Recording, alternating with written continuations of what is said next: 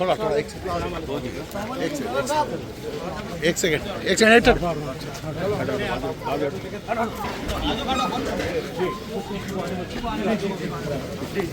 देखो देखो कौन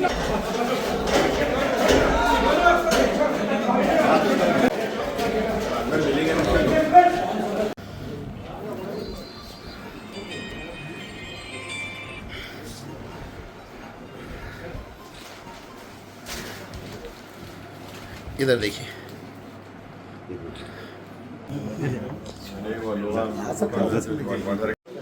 काटो हटो थोड़ा अल्तामश इधर देखिए चलिए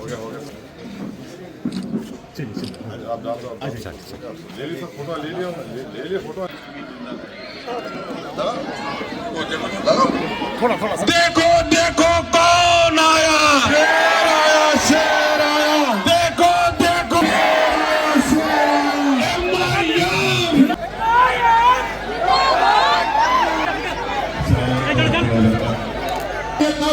तेलंगाना के जुबली हिल्स में ने जिन उम्मीदवारों को आपके दरमियान में लाया, आपकी मौजूदगी, आपका नुमाइंदों की मौजूदगी कि ये जो यहाँ पर जो नूरा कुश्ती चल रही है, कांग्रेसी आपस में साजिश करके हमारे वोट काटने में लगे हैं। इन हालात का फायदा उठाइए, फसल तैयार है कि आपका एक वोट जो इस्तेमाल हो रहा है वो यहाँ के साथ समझी है, हमारे वोटों को काटने के लिए मनीषत के हाथ। मगर आपसे अपील है कि 11 तारीख के दिन अपने के वोट का सही इस्तेमाल करिए। डरने और घबराने की जरूरत नहीं है। सिर्फ मजलिस 8 कॉर्पोरेटर अपने उम्मीदवार अपने मैदान में उतारी है, तो मेरी आपसे गुजारिश है कि बेखौफ होकर वोट डालिए। अब ये सुधरने वाले नहीं है लोग। मैं जहां कहीं भी इलेक्शन लड़ता हूं मेरे बारे में शुरू कर देते, देखो बी टीम है, फुला टीम है, सी टीम है। अरे मैं पार्लियामेंट के 5 सीट पे रहा 24 में, कैसा जीत गई बीजेपी? इसका जवाब ही नहीं है। कैसा जीती बीजेपी बताओ?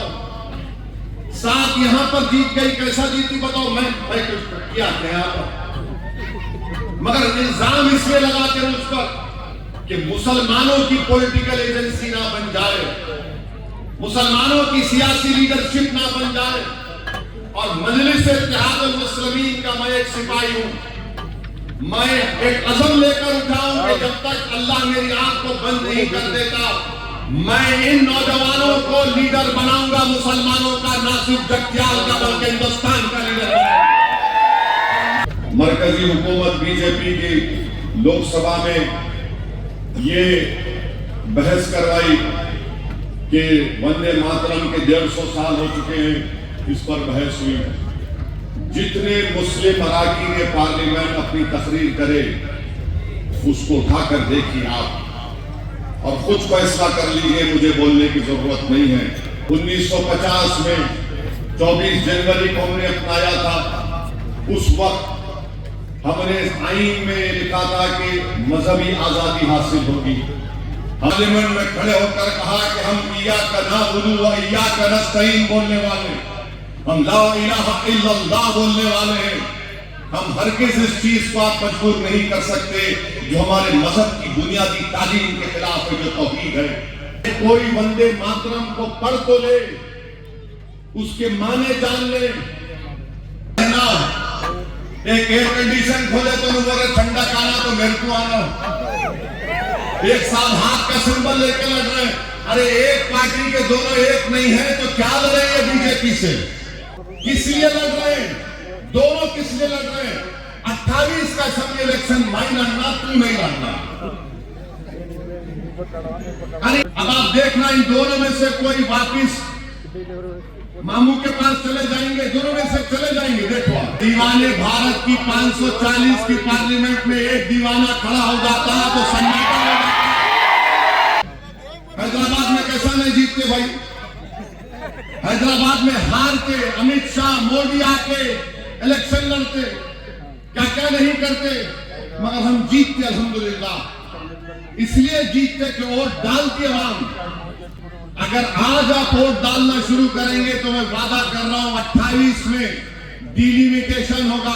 हो सकता है कि असेंबली कॉन्स्टिट्यूंसी ऐसी बन जाए कि यहां से मजलिस का मेरे मुंतखब होने के इम्कान। और ये बीजेपी के लोग, खास तौर से मुमुर काबू के लोगों से अपील कर रहा हूं, यूजीसी के रेगुलेशन बनाए गए जिसमें कहा गया कि अगर यूनिवर्सिटी कॉलेज में बैकवर्ड क्लास, दलित, अल्पसंख्यक समाज यानी माइनॉरिटी और आदिवासियों से अगर बच्चों से या बच्चियों से कुछ नाइंसाफी होगी तो उसका ये तरीकेकार होगा। तो पूरे मुल्क में आलाजात के लोग खड़े हो गए। सुप्रीम कोर्ट को मसला गया, यह ऐसी निकम्मी हुकूमत है जो सुप्रीम कोर्ट में अपने रेगुलेशन की हिफाजत नहीं कर सकी। मोदी पार्लियामेंट में खड़े होकर टार्जन की तरह सीने को मारते, मैं सबसे बड़ा बीसी लीडर हूं। मैं बताओ क्या निकला उसमें। मेरे अजीज दोस्तों और बुजुर्गों, मैं आपसे अपील कर रहा हूं कि ये इनके सिर्फ एक हरकतें हैं। इंशाअल्लाह ताला आप देखेंगे कि ये लोग अपने ही चाल में फंस जाएंगे इंशाअल्लाह ताला। जब हर समाज का सियासी लीडर हो सकता है तो एक मजलूम कौम का नुमाइंदा क्यों नहीं हो सकता है। मैं अपने लिए नहीं कर रहा हूं, बल्कि मैं चाहता हूं कि मुझसे काबिल लोग आए, रहनुमाई करें, सियासत में आकर हिस्सा लें। मैं तमाम जिम्मेदारों से भी आखिर में अपील करूंगा कि SIR अप्रैल में होगा तेलंगाना में। मैं मस्जिद के तमाम कमेटी के जिम्मेदारों से अपील कर रहा हूं कि जुमे की नमाज में खुतबे से पहले आप आवाम को बाखबर करिए कि SIR बीजेपी हमारी शहरियत को हासिल करने के लिए, उससे महरूम करने के लिए SIR कर रही है। बीजेपी NPR NRC करने का तरीक़ेकार है, उसका कानून है, उसके स्टेप्स हैं। तो बीजेपी ने इलेक्शन कमीशन से कह दिया कि SIR करो, और जिसका नाम मैपिंग में या प्राजनी में नहीं आया उनको बोल दो कि भारत के शहरी नहीं है। मैं आपको बाखबर कर रहा हूं, हम तो सबको मिलकर उस SIR की 2002 की वोटर लिस्ट को निकालकर 2024 की पार्लियामेंट वोटर लिस्ट को देखकर उसमें जितने नाम 2002 में हैं उनको हासिल करके जो सर्टिफिकेट निकालना है, उन तमाम का इंतजाम हम सबको मिलकर करना है।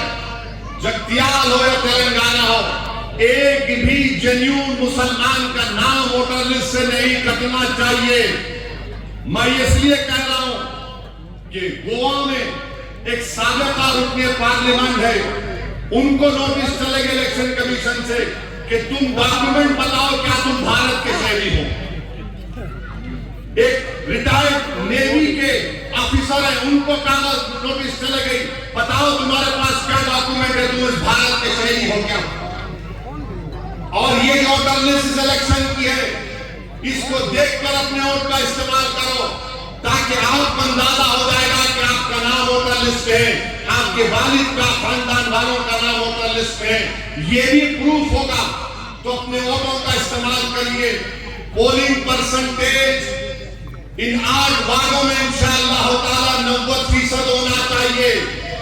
आपको मुत्तहदा पैगाम देना पड़ेगा SIR करवाने वाली बीजेपी को कि देखो हम 90% अपने वोट का इस्तेमाल किए, तुम हमको वोट के हक से भी महरूम नहीं कर सकोगे, ना तुम हमको भारत की शहरियत से महरूम कर सकोगे। तो ये आपको मैं बाखबर कर रहा हूं, अपने वोट का इस्तेमाल करिए और 11 तारीख के दिन मुत्तहदा तौर पर अपने अपने वोट का इस्तेमाल करके अपनी पार्टी को कामयाब करिए। मेरी आप तमाम से ही गुजारिश है, मुझे करीमनगर भी जाना है, इसीलिए मैं आपसे